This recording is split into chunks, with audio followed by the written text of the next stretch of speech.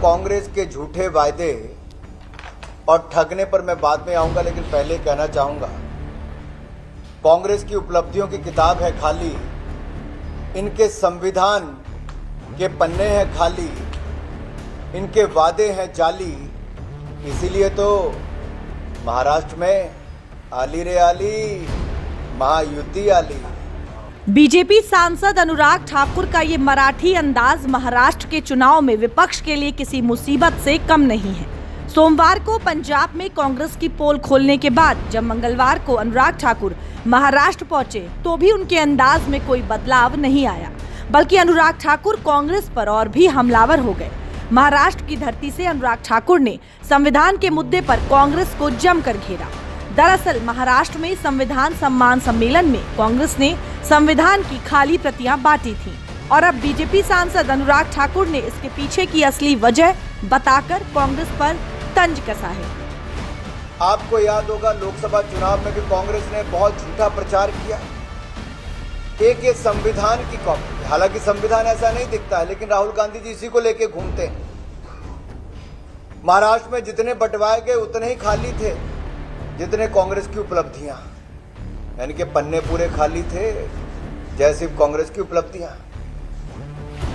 लेकिन ये पन्ने खाली क्यों बंटवाए गए, इसके पीछे भी एक गहरी साजिश है कांग्रेस की। ये जो कॉपी राहुल गांधी लेके संविधान की घूमते हैं, शायद उन्होंने राहुल गांधी जी ने कभी पढ़ी नहीं। इसके अंदर उनकी दादी श्रीमती इंदिरा गांधी जी के उस तानाशाहीपूर्ण रवैये और भारत के आजादी के बाद काला इतिहास जो है उसके बारे में बताया गया है कि कैसे संविधान को तार तार करने का काम किया। अनुराग ठाकुर महाराष्ट्र में थे और महाराष्ट्र में ही कांग्रेस नेता नाना पटोले के बीजेपी को लेकर दिए एक बयान पर सियासी संग्राम मचा हुआ है। आपको नाना पटोले का वो विवादित बयान भी सुनाते हैं और उस बयान पर बीजेपी सांसद अनुराग ठाकुर का पलटवार भी सुनाते हैं। मैं पूछना चाहता हूँ, क्या अकोला जिले के ओबीसी के लोग आप बीजेपी को वोट करोगे जो तुमको कुत्ता बोलते हैं? आप बीजेपी को कुत्ता बनाने का समय आ गया है। बीजेपी को कुत्ता बनाने का समय आ गया है। ये इतनी मस्ती में आ गए कि ये किसी को, अब ये तो भगवान हो गए ना, पहले देवेंद्र जी थे। विनाश काले विपरीत बुद्धि। और कांग्रेस जब जब ऐसी घटिया मानसिकता दिखाती है, गंदी बयानबाजी करती है, कीचड़ उछालती है, उतना ही कमल खिलता है।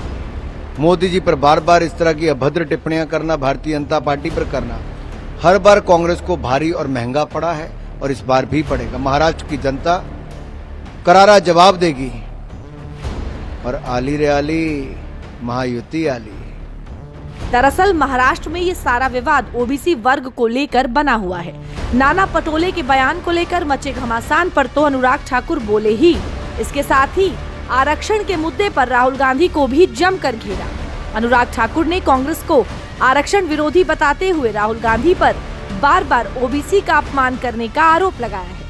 देखिए, जब जब कांग्रेस आई, SC ST ओबीसी का हक मारने का काम किया। ओबीसी को अपमानित करने का काम श्रीमान राहुल गांधी जी ने बार बार किया। और जब कांग्रेस की सरकार कर्नाटक में आई तो SC ST के जो बजट का पैसा था वो भी घुमा दिया गया। और यही नहीं, अब इनकी सरकारें नौकरियां भी SC ST ओबीसी का हक मार के मुस्लिम को देने की बात करती हैं। आखिरकार ये किसका हक मारा जा रहा है? SC ST ओबीसी का। कौन मार रहा है? कांग्रेस पार्टी मार रही है। तो कांग्रेस को जवाब देना होगा कि SC ST ओबीसी विरोधी कांग्रेस क्यों है। कांग्रेस अध्यक्ष मल्लिकार्जुन खड़गे ने यूपी के CM योगी आदित्यनाथ के भगवा कपड़े को लेकर जो बयान दिया है, उसको लेकर विवाद थमने का नाम नहीं ले रहा है। महाराष्ट्र में जब बीजेपी सांसद अनुराग ठाकुर से सवाल किया गया तो कांग्रेस पर निशाना साधते हुए ही उद्धव ठाकरे से तीखा सवाल कर डाला। देखिए, जो कांग्रेस के एक्सीडेंटल हिंदू, ये बार बार भगवे को और हिंदुत्व को अपमानित करने का काम है। आखिर भगवा का विरोध क्यों भगवा का विरोध करते हैं? और क्यों हिंदू आतंकवाद इन्होंने क्वाइन की थी टर्म यूपीए के टाइम? मेरा सवाल आज उद्धव ठाकरे जी से, क्या आप भी भगवा विरोधी हो? बाला साहब ठाकरे वो जो भगवा पहनते थे, तो क्या खड़गे जी उस समय भी ऐसा कहते? क्या राहुल गांधी जी उस समय भगवा को अपमानित करते? उद्धव जी, आपको इसका जवाब देना ही पड़ेगा। ये भगवा का विरोध और ये SC ST OBC का विरोध, क्या उद्धव ठाकरे कांग्रेस के साथ खड़े हैं? भगवा का विरोध नहीं सहेगा हिंदुस्तान। यूपी की सियासत से लेकर महाराष्ट्र की सियासत तक पीएम मोदी का एक है तो सेफ है का नारा और सीएम योगी का बटेंगे तो कटेंगे का नारा छाया हुआ है। बीजेपी सांसद और पूर्व कैबिनेट मंत्री अनुराग सिंह ठाकुर ने भी खुद इस नारे को विस्तार दिया था। बहनों और भाइयों, राष्ट्र से बढ़कर के कुछ नहीं हो सकता, कुछ नहीं हो सकता। और राष्ट्र तब सशक्त होगा जब हम एक रहेंगे, नेक रहेंगे, वही नेक रहेंगे। बटेंगे तो कटेंगे। इतिहास और वर्तमान ये गवाह नहीं कि जब भी जाति और भाषा के नाम पर हम बटे हैं तो कटे हैं, और बड़ी निर्ममता के साथ हिंदू कटा। हिंदू कटा है अपने व्यापार से, हिंदू कटा है अपने मकान से, हिंदू कटा है अपने आप से, अपने आज से, हिंदू कटा है अपने समाज से, हिंदू कटा है अपने स्वाभिमान से, हिंदू कटा है अपने आस्था के स्वाभिमान से, हिंदू कटा है अपनी बहन बेटियों की आबरू से, हिंदू कटा है अपने धर्म के नाम से।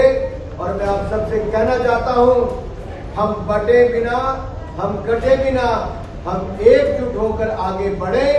जनता को ये नारा तो खूब भा रहा है, लेकिन विपक्ष इस नारे को लेकर बीजेपी पर समाज को बांटने का आरोप लगा रहा है। पीएम मोदी के एक है तो सेफ है और यूपी के सीएम योगी आदित्यनाथ के बटेंगे तो कटेंगे के नारे का तोड़ अभी विपक्ष ढूंढ ही रहा है। तब तक अनुराग ठाकुर ने उस बयान पर एक और बयान दे दिया है।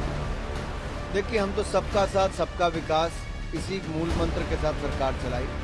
सबका विकास की और 25 करोड़ गरीबों को गरीबी रेखा से बाहर निकालना। लेकिन कांग्रेस के नेता जब जाति, धर्म, संप्रदाय के नाम पर और भाषा के नाम पे भी बांटने का काम करते हैं, तो अंग्रेजों की मानसिकता कांग्रेस में नजर आती है, बांटने की और काटने की। इसलिए हमने कहा, न पटेंगे न कटेंगे, एक रहेंगे तो सेफ रहेंगे। अनुराग ठाकुर का भी यही कहना है कि बटेंगे तो कटेंगे, एक रहेंगे तो सेफ रहेंगे। दरअसल अनुराग ठाकुर बीजेपी के लिए वो तुरुप का इक्का है जिसका फायदा बीजेपी को चुनाव के दौरान भी होता है। इसलिए देश में चाहे कहीं भी चुनाव हो, अनुराग ठाकुर बीजेपी के प्रचार का जिम्मा संभाले रहते हैं। कांग्रेस पर हमलावर होने का अनुराग ठाकुर का अपना अंदाज भी काफी अलग है।